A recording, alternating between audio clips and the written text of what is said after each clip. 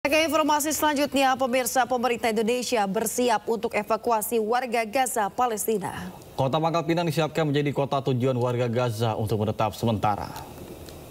Kami siap mengevakuasi mereka yang luka-luka, mereka yang kena trauma, anak-anak yatim piatu, siapapun yang oleh pemerintah Palestina dan pihak-pihak yang terkait di situ.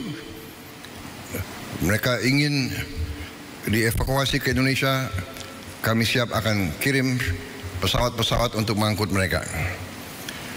Kita memperkirakan mungkin jumlahnya sekitar 1.000 untuk gelombang pertama.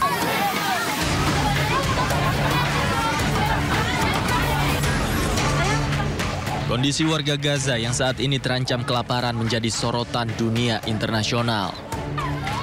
Antrian warga di dapur-dapur amal menjadi pemandangan sehari-hari. Presiden Prabowo berkomitmen untuk mengevakuasi rakyat Gaza. Sejumlah persiapan pun telah dilakukan oleh jajaran Kabinet Merah Putih. Menteri Sosial Saifullah Yusuf menyatakan telah menyiapkan sejumlah lokasi untuk evakuasi.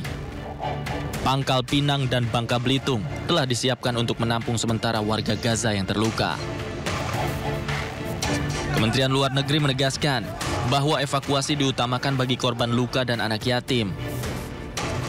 Kemenlu juga memastikan Indonesia tidak pernah setuju dengan relokasi paksa warga Gaza. Bahwa Indonesia tidak setuju dengan upaya relokasi paksa warga Gaza under any pretext dalam bentuk apapun.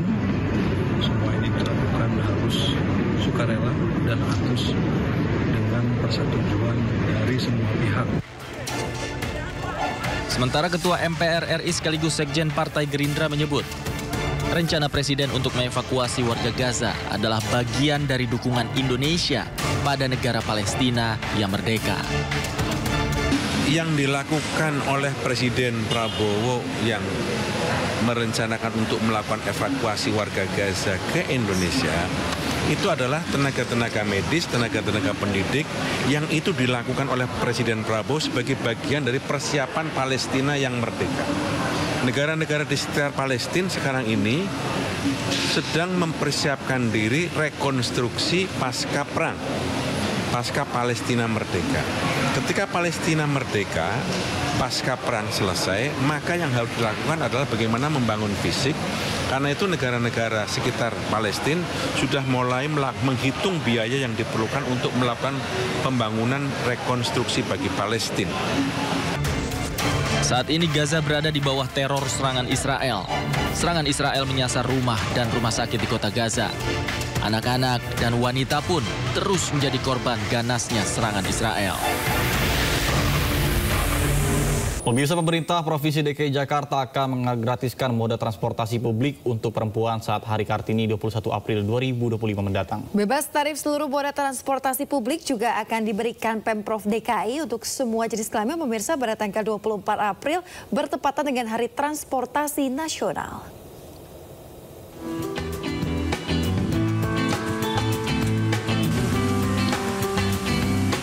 Kabar gembira bagi Anda, perempuan, warga Jakarta dan sekitarnya. Pada peringatan Hari Kartini 21 April nanti, seluruh perempuan akan bebas menumpangi moda transportasi publik di Jakarta secara gratis. Selain bus Transjakarta, transportasi publik yang bisa ditumpangi kaum perempuan secara gratis adalah Mass Rapid Transit atau MRT dan Long Rapid Transit atau LRT. Sementara pada Hari Transportasi Nasional 24 April nanti, Pemprov DKI Jakarta juga akan kembali menggratiskan moda transportasi massal untuk laki-laki dan perempuan. Penggratisan ini juga sekaligus peluncuran trayek baru Trans Jabodetabek rute Blok M, Alam Sutera, Tangerang. Siapapun selama dia perempuan, naik transportasi di Jakarta gratis. Kecuali yang taksi ya, karena taksi kan bersifat personal. Tetapi naik LRT, MRT, Transjakarta, itu itu kita gratiskan. Nah, untuk tanggal 24 April itu adalah hari yang disebut dengan hari transportasi. Maka tanggal 24 April kami akan meluncurkan trayek baru dari Blok M ke Alam Sutra. Dan pada saat itu juga kami akan menggratiskan seluruh trayek, termasuk MRT, LRT, Transjakarta, bagi siapapun mau laki mau perempuan gratis. Meski begitu, Gubernur Jakarta Pramono Anung meminta agar penumpang tertib saat menumpangi moda transportasi publik, baik selama di halte atau stasiun hingga di dalam rangkaian. Dari Jakarta, Reni Sanjaya, iNews melaporkan. Pemirsa, ratusan pesepeda mengikuti gelaran Gowes Silaturah Ride 2025. Gubernur Jakarta Pramono Anung membuka secara resmi acara Gowes Silaturah Ride 2025 pagi tadi di Balai Kota Jakarta. Ratusan pesepeda ikut meramaikan acara ini. Gubernur Jakarta melepas sekitar 400 peserta dari berbagai komunitas. Adapun kegiatan ini akan melalui beberapa rute jalan protokol dan selama kegiatan diberlakukan, rekayasa lalu lintas di 28 titik jalan protokol pun diberlakukan. Pemirsa, untuk mengetahui suasana keseruan Gowes sepeda bareng Gubernur DKI Jakarta Pramono Anung, kami sudah terhubung dengan rekan kami Syahreza Zanski. Selamat pagi Syahreza, bagaimana keseruan menggoes sepeda bareng Gubernur Jakarta nih? Siapa saja yang hadir menemani Gubernur? Iya, baik Nata, Yasmin dan juga pemirsa, benar sekali bahwa acara Gowes Silaturah Ride 2025 baru saja berakhir tadi pada pukul 8 pagi waktu Indonesia Barat.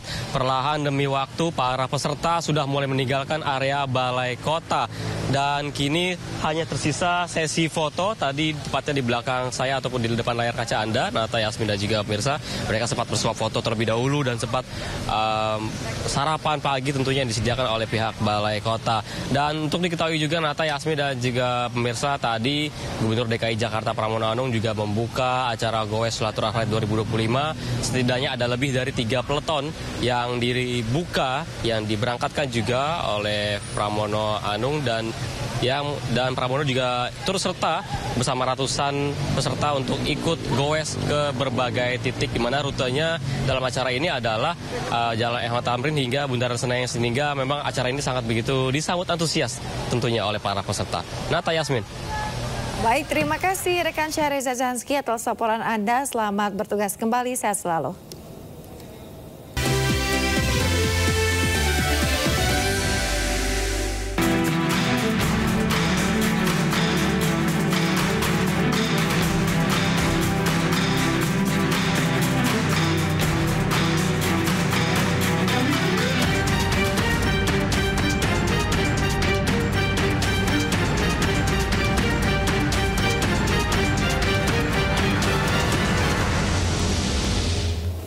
Pemirsa, tim negosiator Indonesia telah bertemu dengan sejumlah kementerian Amerika Serikat untuk membahas soal tarif impor baru Presiden Trump. Menko Perekonomian Erlangga Hartarto bertemu dengan United States Trade Representative USTR Jameson Geer. Dalam pertemuan keduanya menghasilkan kesepakatan yang rencananya akan dicapai dalam 60 hari ke depan. Selain bertemu dengan USTR, Erlangga juga bertemu dengan Menteri Perdagangan Amerika Serikat Howard Lutnick. Target utama tim negosiasi adalah menurunkan tarif impor yang dibebankan oleh pemerintah Amerika Serikat kepada Indonesia.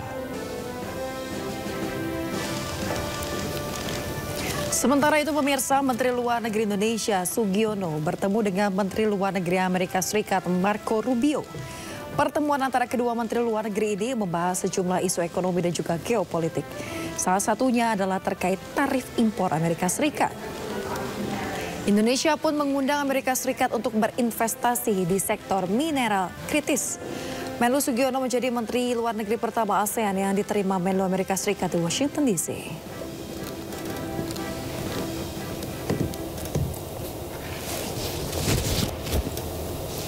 Pemirsa, upaya diplomasi dan negosiasi terhadap kebijakan tarif impor Amerika Serikat menemui titik terang. Menko Perekonomian Erlangga Hartarto menyatakan pemerintah Amerika Serikat bersedia untuk melakukan negosiasi dan akan diputus dalam jangka waktu 60 hari. Dalam pertemuan disepakati bahwa tim teknis akan melakukan langkah-langkah lanjutan terkait dengan negosiasi tarif impor tersebut. Acuan kerja dan format kesepahaman sudah disepakati untuk diselesaikan dalam waktu 60 hari atau sebelum jangka waktu 90 hari yang ditetapkan Trump usai. Salah satu poin perjanjian adalah kesepakatan untuk tambahan pembelian energi dari Amerika Serikat seperti gas alam cair atau LPG, minyak mentah, juga bahan bakar minyak.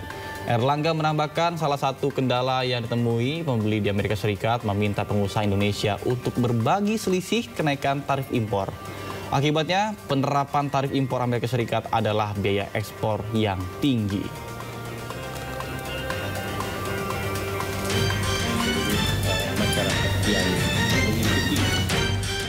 Dalam konferensi pers virtual, Menko Perekonomian Erlangga Hartarto menyampaikan bahwa Indonesia menjadi salah satu negara yang diterima lebih awal untuk memulai proses negosiasi dengan target perjanjian dagang dalam 60 hari ke depan. Sejumlah pertemuan penting telah dilakukan delegasi Indonesia. Dalam pembahasan awal, Indonesia mengusulkan kerjasama bilateral yang saling menguntungkan dengan pemerintah RI. Salah satunya Indonesia juga akan mempermudah iklim bisnis yang aman bagi perusahaan AS yang beroperasi di dalam negeri.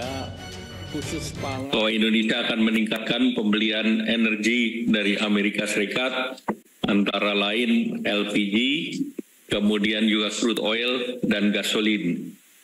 Juga Indonesia berencana untuk terus memberi produk agriculture, antara lain gandum, soybean meal, dan juga Indonesia akan meningkatkan pembelian barang-barang modal dari Amerika. Kemudian Indonesia juga memfasilitasi perusahaan-perusahaan Amerika Serikat yang selama ini beroperasi di Indonesia. Sebelumnya, pemerintah Amerika mengumumkan bahwa ekspor dari Indonesia akan terkena tarif 32%, namun akan ditunda selama 90 hari demi membuka ruang negosiasi. Proses negosiasi dipastikan terus dilakukan hingga pekan depan, dan upaya menggandeng asosiasi di Amerika Serikat juga dilakukan demi menjaga posisi tawar Indonesia yang lebih baik. Tim iNews melaporkan.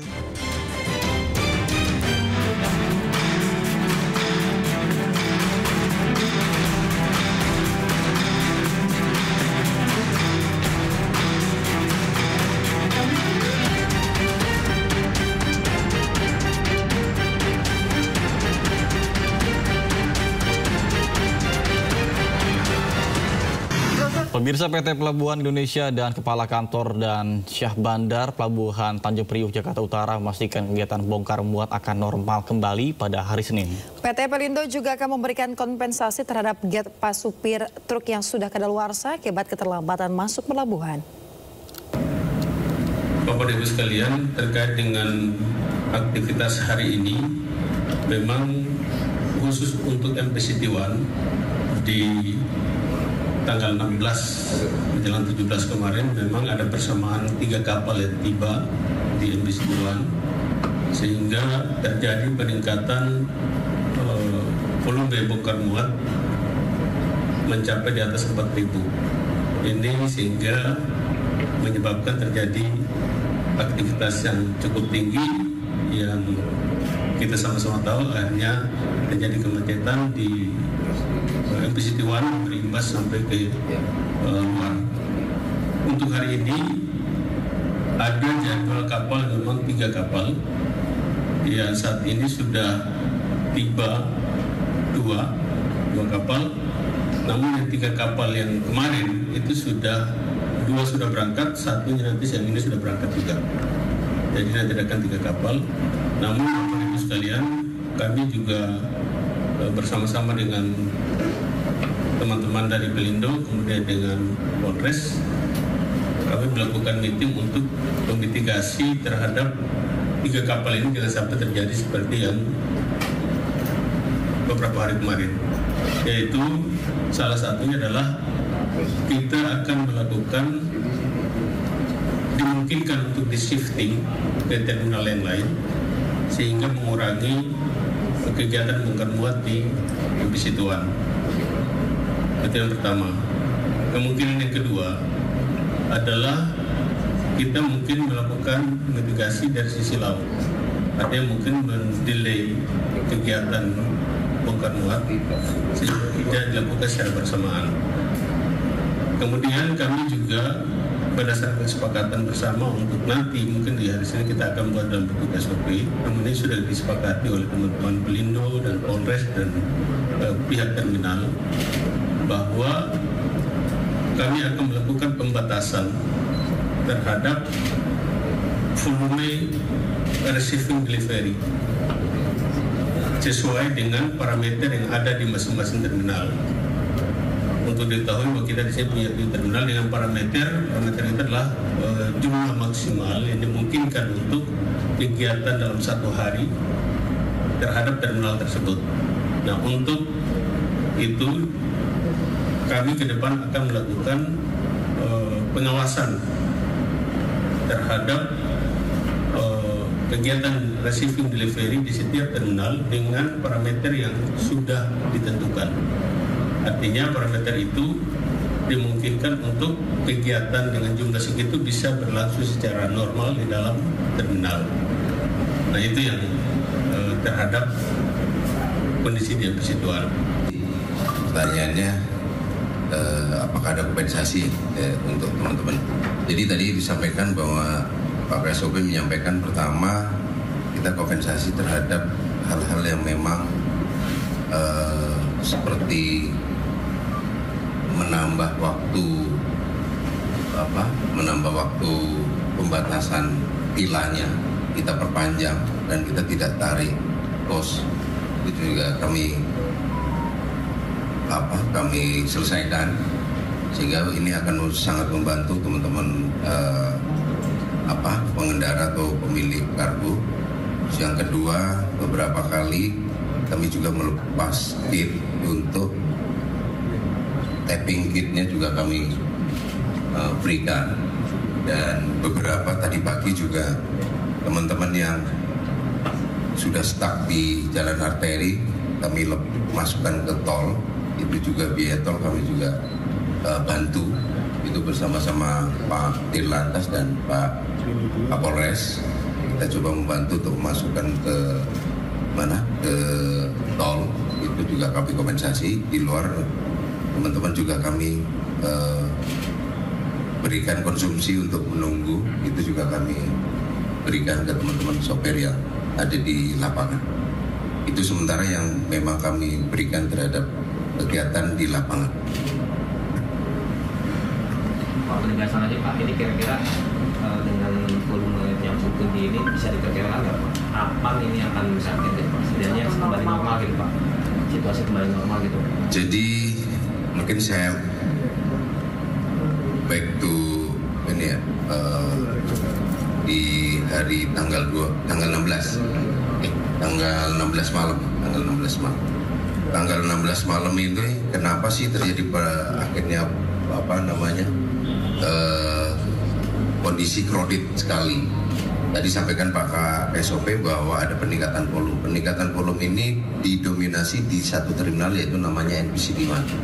NPCT-1 ini kedatangan kapal yang seharusnya kapal ini sudah datang 1 minggu lalu.